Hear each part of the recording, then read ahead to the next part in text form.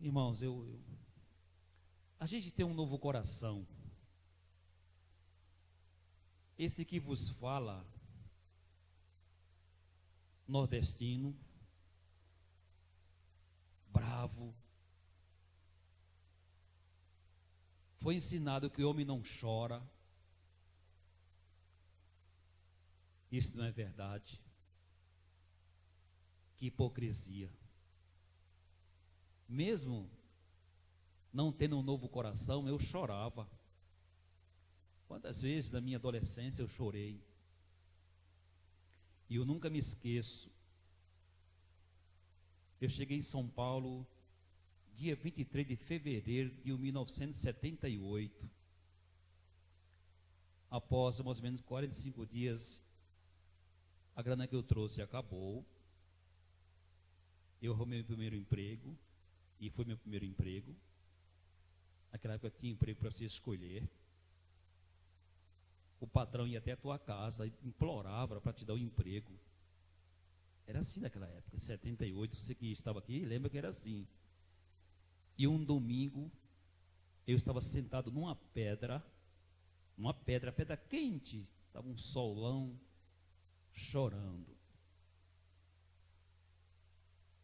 E eu lembrei do meu pai, que homem não chora. E eu chorei com saudade do meu lar, do aconchego do lado dos meus pais. E chorei de fome. Vocês podem até não acreditar, eu estava com fome, literalmente, sem café da manhã e sem almoço. E chegou um primo e me fez uma pergunta: você já almoçou? Era mais ou menos 2 horas da tarde. Eu disse, sim. Ele disse, não é verdade. Você não está dizendo a verdade. Eu disse, sim, eu já almocei. O orgulho.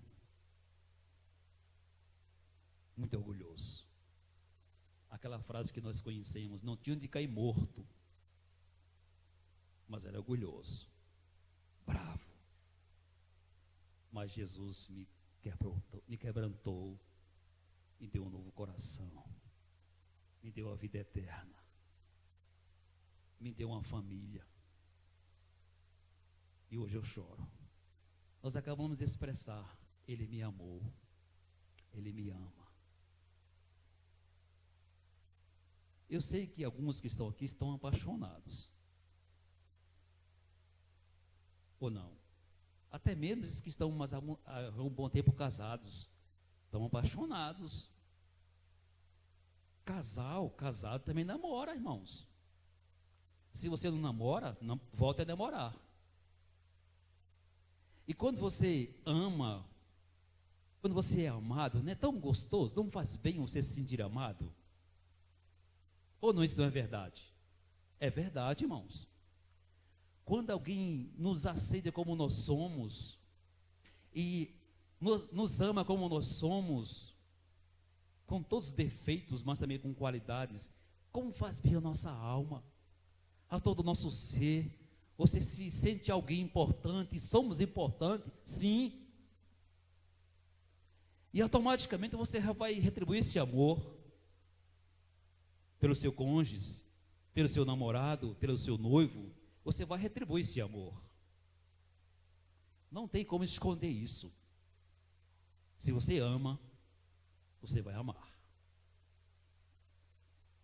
E Ele me amou, deixou a sua glória, se fez homem, foi humilhado, rejeitado e morreu, morte de cruz, para demonstrar esse amor por mim. Agora, eu tenho que demonstrar esse amor a Deus. Lembra-se de Pedro, um homem rude,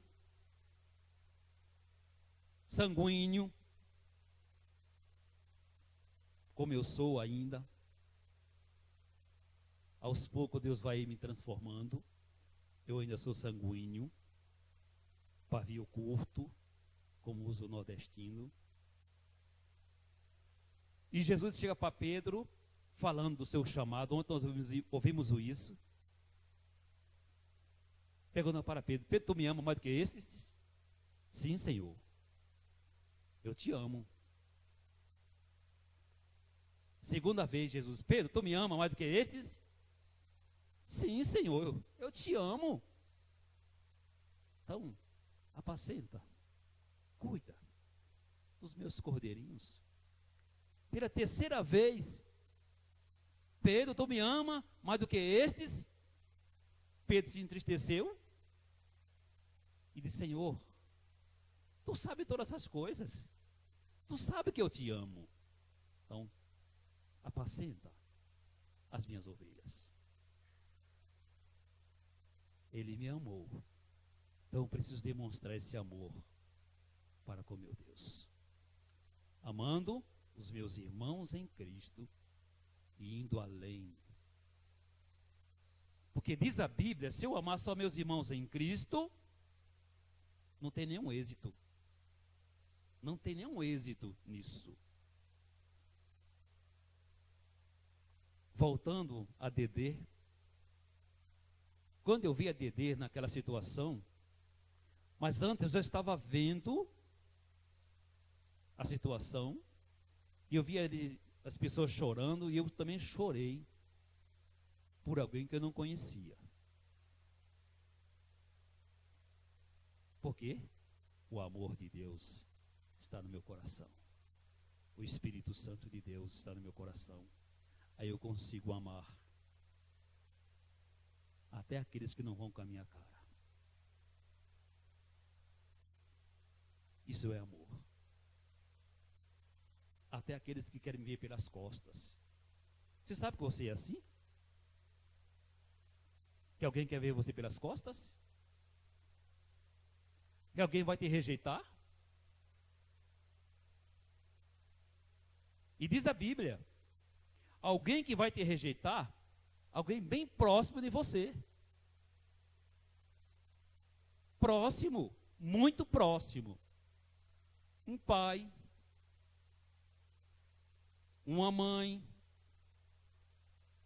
um irmão sanguíneo, vai te rejeitar. É mesmo, pastor? Sim, disse Jesus.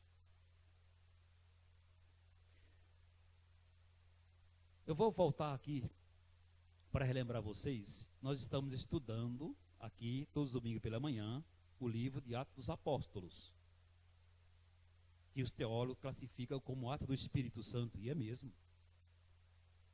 Porque quem escreveu a palavra foi o Espírito Santo, usando homens para escrever, mas quem escreveu foi o Espírito Santo. Não foi o que eles imaginavam, não é assim? O que eles pensavam. Foi Deus que foi conduzindo todo o processo. Então nós estamos estudando o livro de Atos dos Apóstolos. E o tema do estudo do livro de Atos é redescobrindo o livro. Eu já disse aqui em outros momentos que nós temos em mãos um tesouro de grande valor. O dinheiro do mundo inteiro não compra o tesouro que você e eu temos. A palavra de Deus. E nós temos que redescobrir isso, irmãos. Voltar às nossas raízes. Pregar o verdadeiro evangelho de Cristo. Não somente pregar. Pregar é fácil.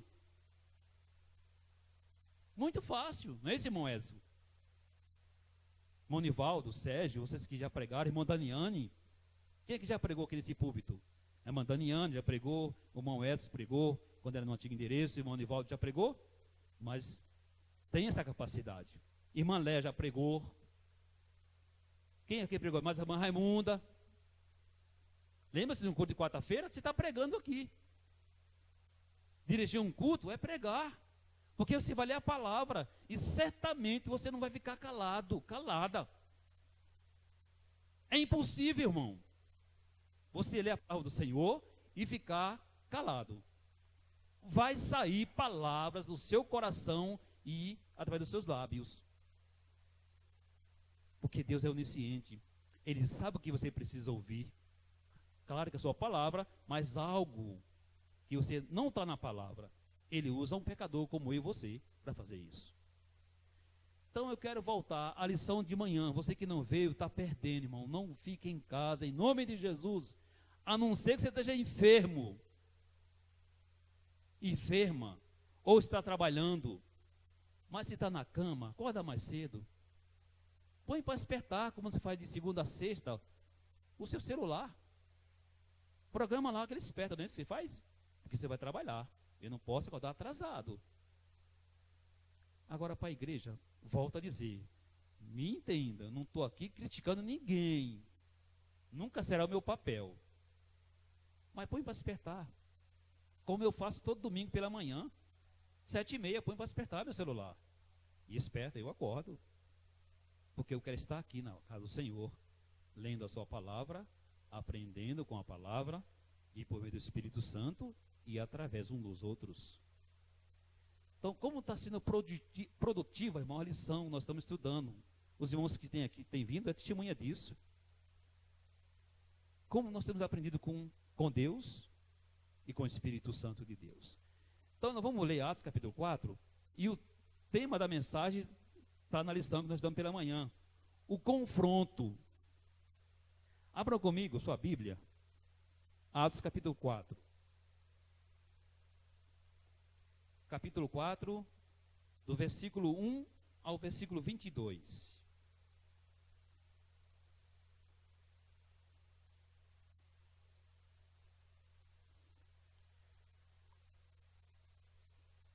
Atos dos Apóstolos, capítulo 4. Deixe marcadinho aí. Nós vamos falar com o papai do céu mais uma vez. Atos dos Apóstolos, capítulo 4, de 1 a 22. Vamos orar. Deus, mais uma vez, eu me coloco na condição de adorador que sou. Adorador que te adora em espírito e em verdade. Porque é isso que o Senhor requer de cada um de nós, Pai. Que ao entrar nesse recinto todo domingo pela manhã, toda quarta-feira, domingo à noite, nós possamos esquecer todos os problemas que temos e abrir o nosso coração para ouvir a Tua voz. E neste instante, meu Pai, nós já sabemos e cremos, porque nós temos visto isso acontecer aqui, todos os nossos encontros com o Senhor falando ao nosso coração, através dos louvores, porque nós sabemos e cremos que está escrito na Tua palavra que o Senhor habita no meio dos louvores, através das orações, de um olhar, de um aperto de mão, de uma lágrima, até mesmo uma lágrima, Senhor. Quando o irmão chora, quando a irmã chora, nós choramos também. Porque está na Tua palavra, alegrar-se com os que se alegram, chorar com os que choram. Ó Deus, continua, Senhor, falando no nosso coração. Que Teu Espírito Santo aplique esta palavra no coração dos meus amados irmãos e irmãs. Aplica, Senhor. Nos ensina a assim vivermos uma vida como ensina o Teu genuíno Evangelho. É o que eu te peço nesta oração e te agradeço. No nome de Jesus. Amém, Senhor. Amém. Versículo 1 do capítulo 4. Enquanto Pedro e João falavam ao povo, chegaram os sacerdotes, o capitão da guarda do templo e os saduceus. Eles estavam muito perturbados, porque os apóstolos estavam ensinando o povo e proclamando em Jesus a ressurreição dos mortos. Agarraram Pedro e João, e como já estava anoitecendo, os colocaram na prisão até o dia seguinte. Mas muitos dos que tinham ouvido a mensagem creram. Chegando o número de homens que creram a perto de 5.000. No dia seguinte, as autoridades, os líderes religiosos e os mestres da lei reuniram-se em Jerusalém. Estavam ali Anás, o sumo sacerdote, bem como Caifás, João, Alexandre e todos que eram da família do sumo sacerdote. Mandaram trazer Pedro e João diante deles e começaram a interrogá-los. Com que poder ou em nome de quem vocês fizeram isso? Isso foi o milagre daquele aleijado, que está no capítulo 3. Então, verso 8. Então Pedro, cheio do Espírito Santo, disse-lhes: autoridades e líderes do povo, visto que hoje somos chamados para prestar conta de um ato de bondade em favor de um aleijado, sendo interrogados acerca de como ele foi curado, saibam os senhores e todo o povo de Israel que por meio do nome de Jesus, o Nazareno, a quem os senhores crucificaram, mas a quem Deus ressuscitou dos mortos, este homem está aí, curado, diante dos senhores. Este Jesus é a pedra que vocês, construtores, rejeitaram, e que se tornou a pedra angular. Não há salvação em nenhum outro, pois debaixo do céu não há nenhum outro nome dado aos homens pelo qual devamos ser salvos. Vendo a coragem de Pedro e de João, e percebendo que eles eram homens comuns e sem instrução, ficaram admirados e reconheceram que eles haviam estado com Jesus. E como podia ver ali com eles o homem que fora curado, não podiam dizer nada contra eles. Assim, ordenaram que retirasse do sinédrio e começaram a discutir, perguntando: que faremos com esses homens? Todos os que moram em Jerusalém sabem que eles realizaram um milagre notório que não podemos negar. Todavia, para impedir que isso se espalhe ainda mais entre o povo, precisamos adverti-los que não falem com mais ninguém sobre este nome. Então, chamando-os novamente, ordenaram-lhes que não falassem nem ensinassem em nome de Jesus. Mas Pedro e João responderam: julguem os senhores mesmos se é justo aos olhos de Deus obedecer aos senhores e não a Deus? Pois não podemos deixar de falar do que vimos e ouvimos. Depois de mais ameaças, eles o deixaram ir. Não tinham como castigá-los, porque todo o povo estava louvando a Deus pelo que acontecera, pois o homem que fora curado milagrosamente tinha mais de 40 anos de idade.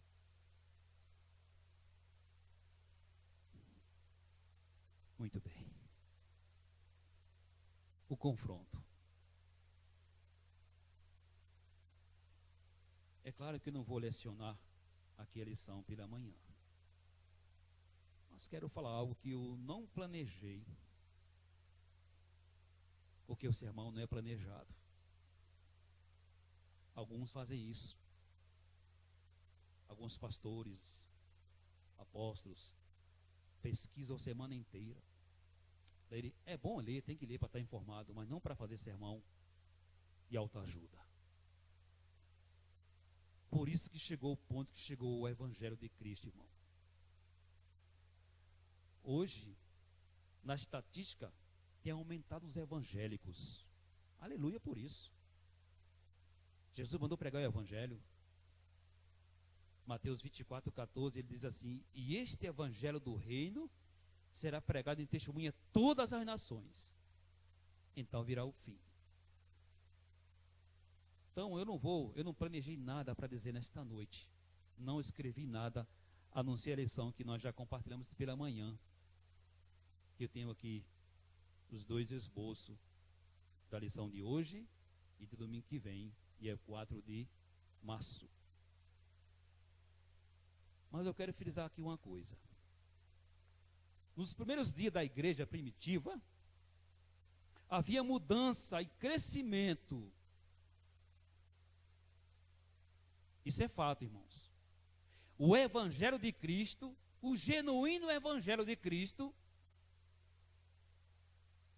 traz mudança na minha vida, na vida da igreja, bem como crescimento.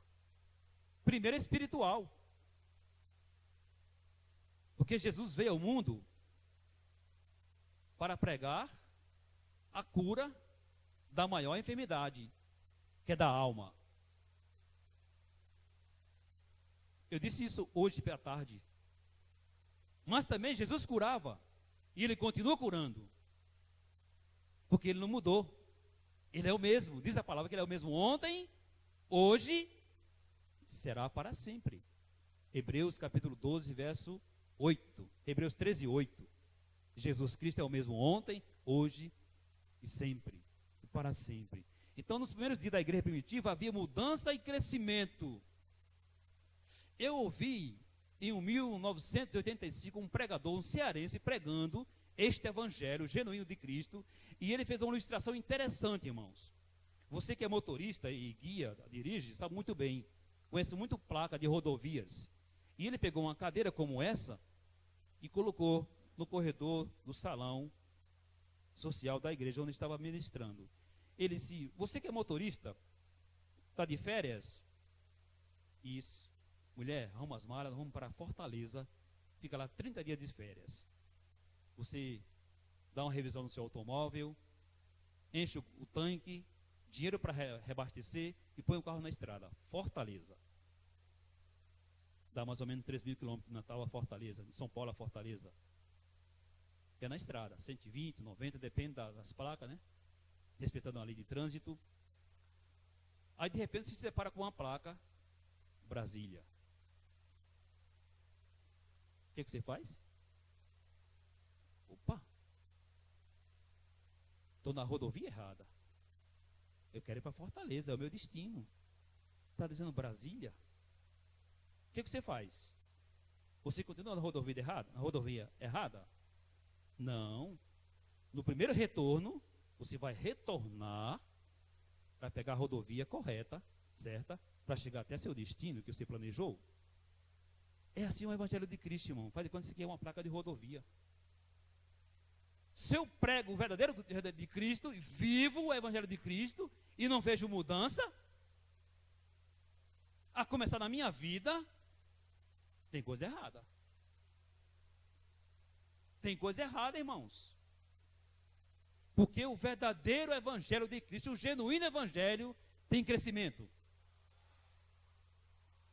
Mas também a diversidade. Tem crescimento, sim. Almas são salvas. Primeiro sermão de Pedro foram 120 almas. Segundo sermão de Pedro foram quantas? 5.000 almas. 5.000 homens, sem contar as mulheres e as crianças, que naquela época não eram contados. Certamente foi muito mais do que esse número. Mas havia também oposição. Se você pregar o verdadeiro evangelho de Cristo e viver, se preparem para enfrentar oposições. Confronto, irmãos. Por que hoje você e eu não somos confrontados? Como foram Pedro e João? E tantos outros que morreram por amor a Cristo. Irmão Edson disse muito bem aqui pela manhã. Eles não pensavam em casas boas, em automóveis luxuosos, com ar-condicionado, blindados. Eles não pensavam nisso. O que eles pensavam? O que os satisfazia? Os céus, vida eterna. Lembra-se quando Jesus enviou os discípulos 2 a 2 para pregar o seu evangelho? E eles voltaram felizes. Senhor, até os demônios nos submetem. Não foi isso? O que ele falou para eles? Olha, esse não é um motivo para você estar alegre, não. Você deve se alegrar, porque vosso nome está escrito nos céus. Aleluia! Então, meu irmão, minha irmã, o evangelho de Cristo tem crescimento, sim, mas também oposição, confrontos. E eu quero ler com vocês, se você realmente, eu creio que isso aconteceu com você, se não aconteceu, vai acontecer, se você aceitou o verdadeiro evangelho e o autor do evangelho, você vai ter problemas. Problemas. Oposição. Principalmente dentro da sua casa. Dos seus. Quer ver comigo? Você que é bom de Bíblia, abra sua Bíblia no Evangelho de Mateus, capítulo 10. Evangelho de Mateus, capítulo 10. Olha o que Jesus está dizendo para mim e para você nesta noite. Se você o aceitou como seu Salvador e você quer viver o seu Evangelho, Mateus capítulo 10, de 34 a 36. Achou? Está assim escrito na minha versão, que é a NVI. Não pensem que vim trazer paz à terra. Está falando Jesus. Não pensem que vim trazer paz à terra. Não vim trazer paz, mas espada. Confronto. Verso 35. Pois eu vim para fazer que o homem fique contra quem? Seu pai. A filha contra quem? A mãe. A nora contra quem? A sogra. E ele diz no verso 36, os inimigos do homem serão os da sua própria família. E eu tenho certeza que alguém aqui está vivendo isso, irmãos. Um confronto na sua casa, com seu marido, com sua esposa, com seu filho. Por quê? Porque você aceitou e está vivendo o verdadeiro evangelho de Jesus Cristo. Então é necessário, irmãos, para que haja confronto. O irmão Edson frisou bem aqui pela manhã, me permita pegar o irmão como exemplo, e que isso aqui é uma grande verdade, que quantas vezes, irmãos, isso é fato, eu e você, que afirmamos que somos Jesus e somos, a gente nega Jesus. Pastor, eu nunca neguei o meu Jesus.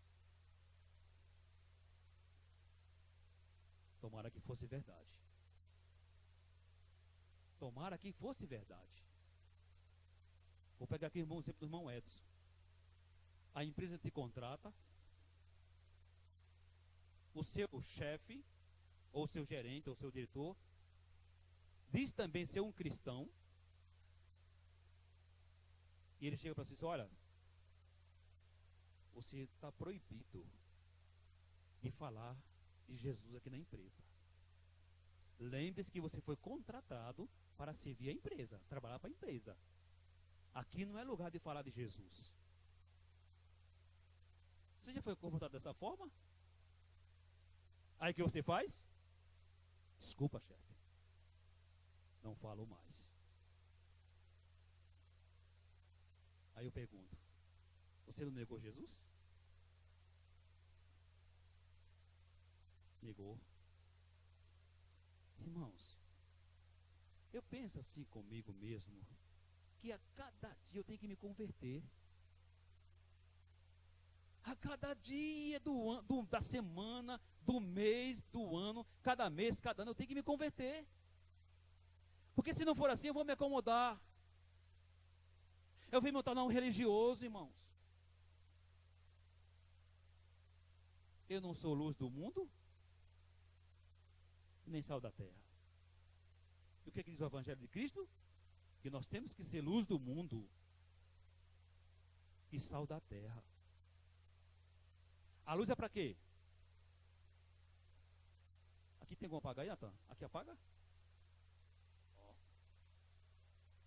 Você apagar tudo aqui, a gente não vê um ou outro, né? Volta a acender. Obrigado. Aí clareia. Alumia. Essa é a função da luz. E o sal? Você pega melhor uma picanha, hoje se comeu uma picanha, né? Ontem alguém aqui comeu churrasco. e eu perdi a oportunidade. Churrasco, carne selecionada, você colocou todos os temperos. Se você esquecer o sal, você vai comer? Não dá. Mesmo você nem pertence como eu sou, mas não dá. Tem que ter sal. Você come uma carne sem tempero, mas se colocar sal, você come ela. Não precisa ter tempero baiano, não é propaganda, mas se você colocar só sal. Eu já comi um bifinho só com sal. E como? Agora põe eles em insosso. Então, meus irmãos, a igreja de Jesus, que sou eu e você, precisa de crescimento, mas também de confronto. E muitas vezes você não quer viver esse confronto.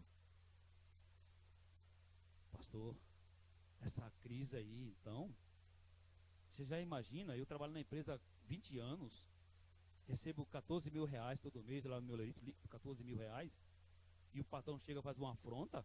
Você acha que eu vou perder meu emprego? Quem vai sustentar minha família? Não é assim que vocês vão pensar? Não, pastor, eu comprei um carro importado, eu estou pagando. É 1.700 a prestação. O IPVA é 2.800. Eu vou perder essa oportunidade? Não. E você permanece na empresa sem falar de Jesus. Porque você não quer confronto. Eu vi uma ilustração de um pregador, me permita eu contar aqui rapidamente, que uma pessoa, um dos seus funcionários, que era um gerente regional, chegou para o patrão e disse: patrão, eu vou ter que pensar aos domingos sair mais cedo, ou melhor, eu não venho aos domingos, e eu tenho um compromisso a partir de hoje. Esse compromisso é ter com a empresa. Disse: não, que agora eu também sou crente, e aos domingos eu vou para a igreja. Disse: verdade? Sim, verdade. Eu também sou um crente de Jesus Cristo. O patrão disse: ok, mas é melhor você pensar sobre isso, porque eu tenho uma proposta muito boa para você. É mesmo, patrão? É. Passou-se uma semana, disse: olha, senta lá no meu escritório que eu tenho para você uma proposta. Eu abri uma nova filial em Curitiba e você vai para lá. Só que tem uma condição: vou te pagar o dobro do que você ganha na empresa, mas você tem que fazer uma escolha. Qual é a escolha, patrão? Abandonar a igreja. Não toma decisão agora não, você tem uma semana para pensar. Ele disse: ok, patrão, muito obrigado, vou pensar e eu trago a resposta. Ele reuniu a esposa e os filhos: e aí, mulher, a condição é essa: 100% de aumento do meu salário. Ele disse: olha, você que vai tomar a decisão, não sou eu, disse a esposa. Enfim, ele tomou a decisão de ser transferido para Curitiba. E disse: patrão, vamos conversar. Eu já tomei a decisão. Vamos lá. E aí? Qual foi a sua decisão? Eu vou lá para a nova filial em Curitiba. Eu vou deixar de ir à igreja, abandono a igreja. Você tem certeza disso? Certeza absoluta, patrão. Aí o patrão abriu a gaveta: assina aqui seu aviso prévio. Você está despedido. Rua. Mas, patrão, não foi esse o nosso acordo? Ele disse: ouça bem o que eu vou lhe dizer. Se você foi capaz de trair o seu Jesus, você vai me trair também, você vai me roubar. Então, rua. E aí, irmãos? Você fazia essa escolha? A maioria fazia. Volto a dizer: e as dívidas? Aí eu pergunto, irmão, para mim mesmo e para você: será que Jesus não cuida de você? Quem abriu essa porta de emprego para você não foi Jesus? Foi Jesus que abriu a porta de emprego para você. Não foi o seu belo currículo, não foi o seu diploma, não foi. Foi Jesus que te colocou nessa empresa. E com um propósito, irmão. Você pode sim, você deve sim falar de Jesus lá na empresa onde você trabalha. Tem vários meios. Um deles, o seu testemunho. Fala muito mais alto do que você falar de Jesus. Do que você pregar o evangelho e não viver. O seu testemunho. Você não chegar atrasado. Irmãos, tem empresas que fazem isso até hoje. Eles vão, classificar o melhor funcionário para dar um prêmio. Isso em dinheiro, a maioria em dinheiro. E sabe quem ganha sempre esses prêmios nas empresas? Sabe quem ganha? O ímpio. Já viram isso? O ímpio. O crente não ganha porque chega atrasado. Ele mente na empresa para o seu superior. Dá um mau testemunho.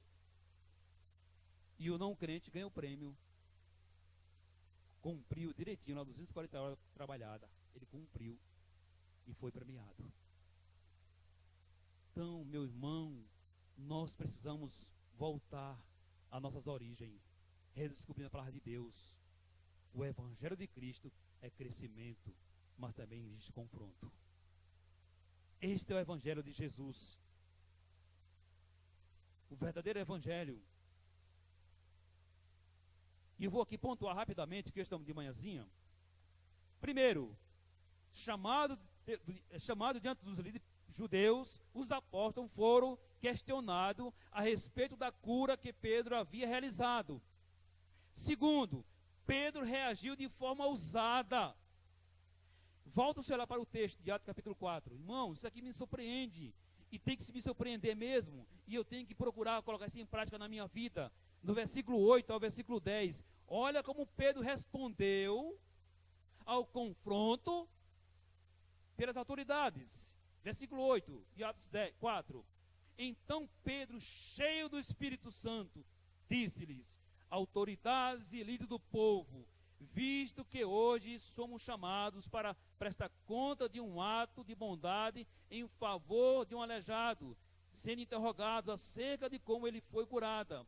Saibam os senhores e todo o povo de Israel que por meio do nome de Jesus Cristo Nazareno, a quem os senhores crucificaram, mas a quem Deus ressuscitou dos mortos, este homem está aí curado diante dos senhores. Um crente, irmão, cheio de Espírito Santo, um crente corajoso. Ele não vai temer essa ameaça do patrão, não. Do seu superior, ele não vai temer. O que ele vai fazer? Senhor, entra com tua providência. Senhor, eu estou aqui, você me colocou aqui nessa empresa, Senhor. Eu estou pregando o teu evangelho que salva, que transforma. E eu estou sendo impedido. Aí você vai para o seu quarto, ajoelha-se e diz: Senhor, entra com providência. Irmãos, em 1995, eu fiz isso na época teve aquela crise da fome no Nordeste, que uma igreja fez uma campanha para umas carretas de alimentação, água mineral. E eu comecei, na empresa que eu trabalhei 8 anos, pregar o evangelho na hora do almoço. E o meu superior, que era o encarregado, disse: olha, eu não vou com a tua cara. Tu é um cara nojento. Assim, irmãos, tu é um homem nojento. Tem que ser nordestino. Não sabe nem falar direito. Disse: olha, se eu tivesse autoridade, eu te mandava embora sem direito. Eu disse: Jailson, saiba de uma coisa. Você não tem direito de me proibir de eu pregar o evangelho na hora do meu almoço. Você não tem direito. Esta hora, a gente é uma hora sagrada. É um direito que eu tenho adquirido pela lei trabalhista. Eu tenho uma hora. Então eu posso ficar sem almoçar e pregar o evangelho de Cristo. Esse mesmo assim, se eu tivesse poder, eu te mandava embora. Em resumo, irmão, não foi um mês que eu comecei a orar pelo Ailton. E na segunda-feira, eu cheguei na porta da empresa para bater o cartão, naquela era de ponto. Estava o Ailton chorando na porta da empresa. Olhei assim aquela cena estranha. Aí ele se aproximou de mim e deu um abraço. Seu Antônio, eu quero lhe pedir desculpa. Ele disse, qual é o motivo? O Tonico, que era o nosso patrão, me mandou embora. Ele disse, Ailton, olha aqui para mim. Fazer igual Pedro e João, olha para nós. Ailton, ouça o que eu vou te dizer. Jesus te ama. Morreu para te salvar. Receba Jesus como seu salvador. E deixa que ele vai cuidar de você. Ailton, acredite nisso. Jesus vai abrir uma porta para você ganhar o dobro que você ganha aqui na empresa. Como você fala assim? Porque eu conheço Jesus. Irmãos, passou mais ou menos 60 dias, Ailton voltou lá, de carro novo, né, porque ele tem um escortezinho, aquele escorte XR3, carro novo. Aí, seu Antônio, Jesus é bom mesmo. Eles são da empresa que eu conheço, estou lá ganhando o dobro que eu ganhava aqui. Eu e a minha esposa e meus 2 filhos estamos servindo ao Senhor. Estamos na Assembleia de Deus. Rua da Gávea, lá quem gosta aqui em Vila Maria? Rua da Gávea, na Vila Maria. Estava lá o Ailton com a sua esposa e os seus 2 filhos e um servo do Senhor. E se eu nego Jesus, irmãos, para Ailton? Ailton seria salvo? Poderia ser em outro momento, não naquele momento. Então o Evangelho de Cristo é crescimento, mas também confronta, irmãos. Mas não tenha medo de viver o verdadeiro Evangelho de Cristo. Tal ousadia de homens comuns deixou as elites atormentadas. Volto a repetir, tal ousadia de homens comuns deixou os religiosos atormentados com o que aconteceu. Não tinha como negar a cura. Não tinha como negar. Todo mundo era testemunha desse fato. Tornou-se público. E eu e você, irmãos, que somos filhos de Deus, precisamos, volto a dizer, a viver, irmãos, o verdadeiro Evangelho de Cristo. Nós estamos muito desacomodados, irmãos. Não somos confrontados. Por quê? Porque eu nego Jesus com as minhas atitudes. Eu nego Jesus. O meu vizinho não para me ouvir. Por quê? Esse homem é crente? Só Deus sabe. Essa mulher é crente? Só Deus sabe. Irmãos, Jesus tem todo o poder. Ele disse na sua palavra em Mateus 28, 18: o Pai me deu todo o poder nos céus e na terra. Viva o Evangelho de Cristo, irmãos. Sai do acomodismo. Nós estamos desacomodados, irmãos. Hoje a gente vive, mas não é para Cristo, irmãos. Eu e você não vivemos mais para Cristo. A gente parece que tem uma religião aqui no Brasil que vai herdar aqui a terra. Vai morar aqui. A gente estamos nos preparando para morar aqui. E não é aqui, irmãos. Levantai-vos. O vosso descanso não é aqui. Nós estamos dando tesouro aonde? Na terra. Nós temos que juntar no céu, irmãos. Alguns que estão aqui vão chegar diante de Jesus tostadinhos. Tostadinhos. Eu não tenho mais cabelo, não vai queimar a pele, né? Mas vão entrar. Só que eu vou entrar de mãos vazias. Irmãos, lembre-se disso. Quando você disse sim para Jesus, Ele te deu um dom. Pelo menos um dom Ele te deu. Você já tem talentos, mas também tem dons. E o que você tem feito com os seus dons e talentos? Está enterrado, irmãos. Não temos frutos. Vai acontecer aqui, querendo Deus, em novembro, um congresso evangelístico, 3 dias, dia 23, dia 24 e dia 25 de novembro, para evangelizar.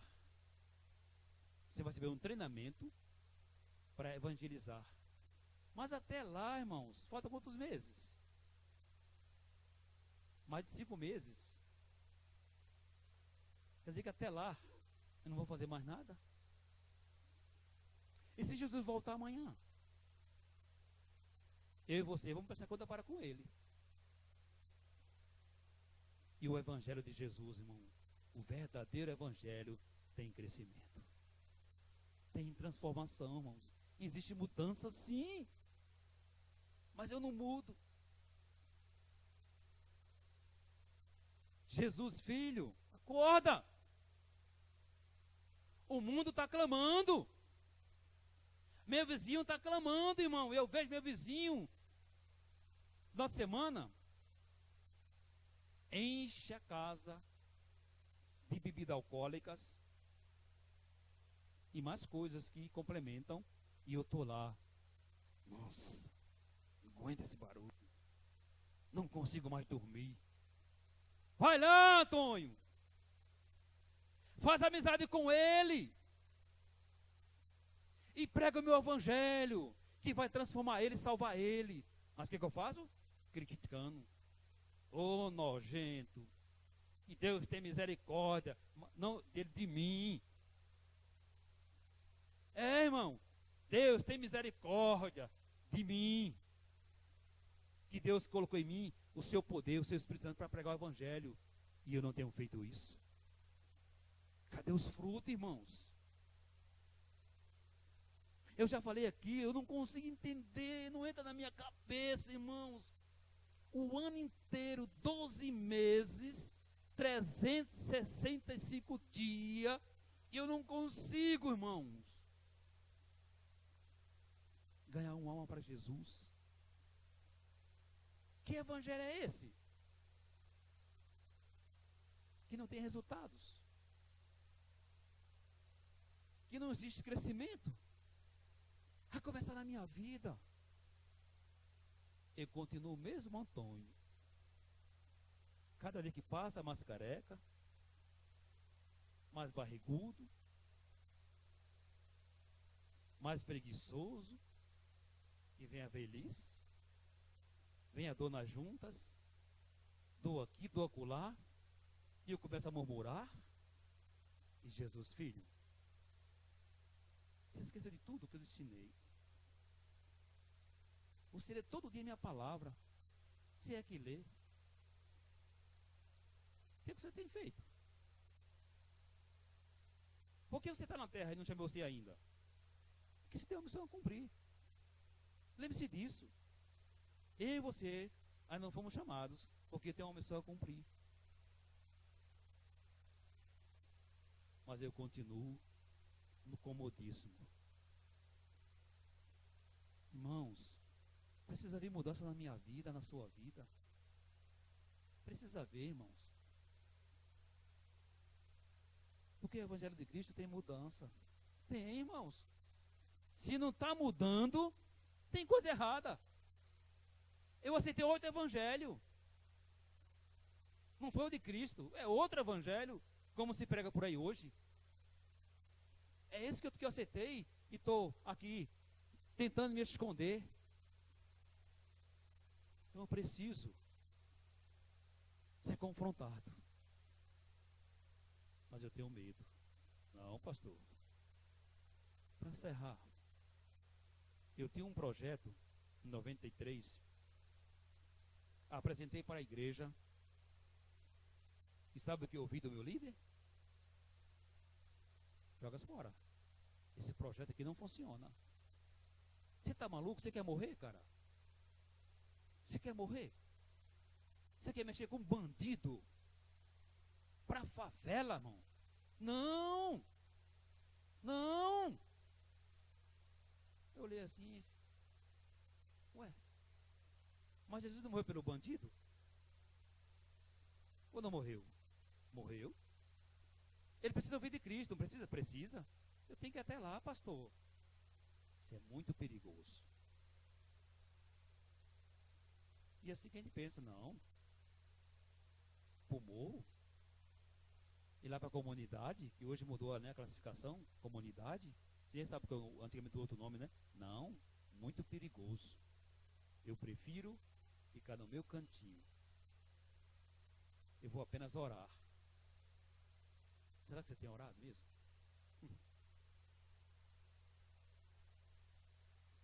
Enfim, irmãos, nós vamos terminar. Eu tenho um projeto. E esse projeto, irmãos, tem que ser corajoso. Porque eu vou ser confrontado. Porque eu vou mexer com Satanás, irmãos. Se você quer pregar o evangelho, você vai mexer com o diabo. Com o diabo. E o diabo não brinca, irmãos. Quantas vezes ele tem nos amedrontado? A gente começa, não, olha, está dando tudo errado já. Como é que tá? Não mexe com isso não. Medroso. Deus não deu um espírito de poder, irmãos. Não de covardia. Vamos ser confrontados pelo Evangelho de Cristo? Vamos ser confrontados? Vamos pregar o verdadeiro Evangelho? Vamos viver o verdadeiro Evangelho? Pastor, eu vou pensar melhor. Eu vou orar a Deus. Comece a orar, mas também comece a fazer algo. A começar, irmãos, onde você está. Não tema as afrontas do seu marido. Não tema. Claro, use sabedoria, mas não tema as afrontas do seu marido, da sua esposa, do seu pai, da sua mãe, do seu irmão, da sua irmã, do seu vizinho. Não tema. Não tema, porque Jesus vai à frente. Vai à frente para que você possa semear a palavra e aquele indivíduo seja salvo, transformado e tornar-se uma nova criatura, um instrumento da mão de Deus como você é e eu sou. Vamos colocar as nossas ferramentas em ação, irmãos. O verdadeiro Evangelho de Cristo. Vamos orar. Pai querido, mais uma vez eu te agradeço, Pai. Tu sabes que eu falei no início da minha fala, e o Senhor já sabia que eu ia dizer isso, eu não preparei nada para falar. Mas eu tenho certeza que teu Espírito Santo me incomodou nesta noite, bem como os que aqui estão. Senhor, que nós sejamos homens de coragem, homens corajosos, mulheres corajosas, e viver o teu Evangelho, Pai. Porque eu sei que o Senhor aqui luta por nós. O Senhor diz na sua palavra que a batalha não é nossa, é do Senhor. É do Senhor. Nós temos que apenas tomar uma posição, tomar uma atitude e dizer para o Senhor, a partir de hoje, eu vou mudar a minha forma de viver. Vou viver o teu Evangelho. Mesmo diante dos confrontos, das adversidades, eu vou continuar pregando o teu Evangelho, porque eu sei, se o Senhor é por nós, quem será contra mim?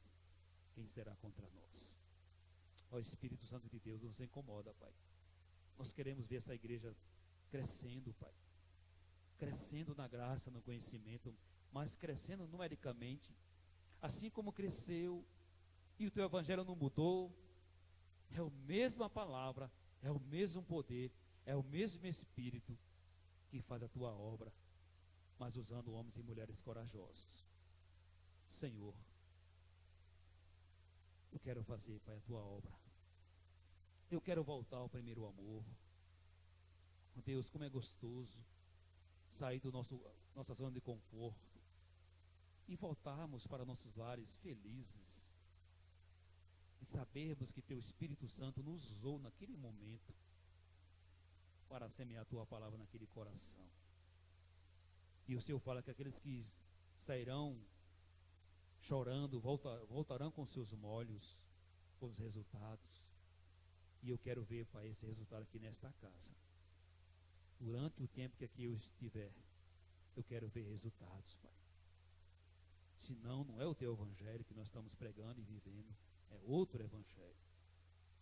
Tem misericórdia da minha vida, bem como dos meus irmãos e irmãs. É o que eu te peço, Pai, nesta oração, que teu Espírito Santo nos confronte, para que possamos sair da zona de conforto e enfrentarmos Satanás, mas com as armaduras da tua palavra. É no nome de Jesus, Pai, que nós oramos, te pedindo esse desafio e dizer-me aqui, envia-me a mim. É no nome de Jesus, Pai, que nós oramos e te agradecemos. Amém, Senhor.